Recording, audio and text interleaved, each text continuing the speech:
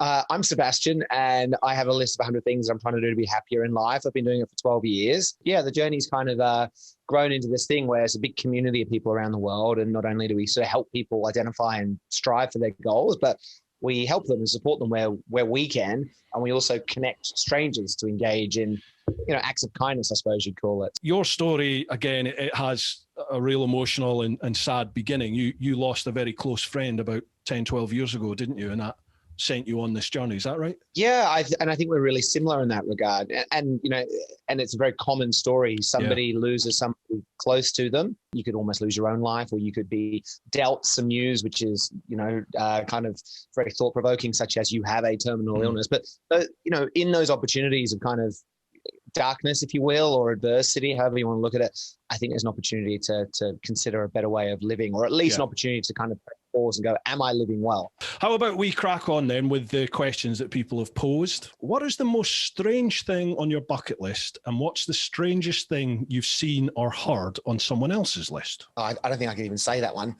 It gets pretty sexual. It's a bunch of sexual ones. How many of your bucket list tasks have you regretted? No, nothing I've regretted, certainly. I do think, though, that the concept of regret or feeling underwhelmed, what I've seen is that it comes a lot from people who kind of have these goals which aren't necessarily that important to them. The point here being, I think the bigger point is, it's always good to really check in with your values every so often and make sure that your goals are aligned with your values. How do you deal with skeptical people?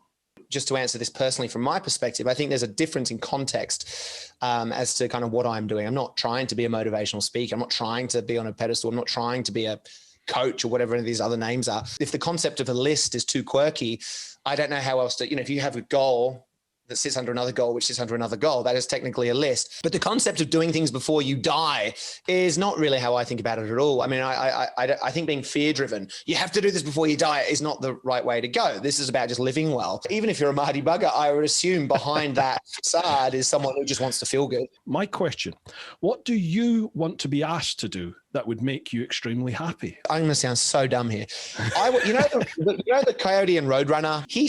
Wile E. Coyote strapped a boat outboard, like a prop, to his back, to his shoulders, and he put it into a bucket of water that was behind him, and then he wore roller skates. So he turned the motor on, and it propelled him forward. I'm 40 years old, and I'm still unsure if that would work or not, but I would love to try that. I'd love to try and film it and then just put it out there. Come on, do it.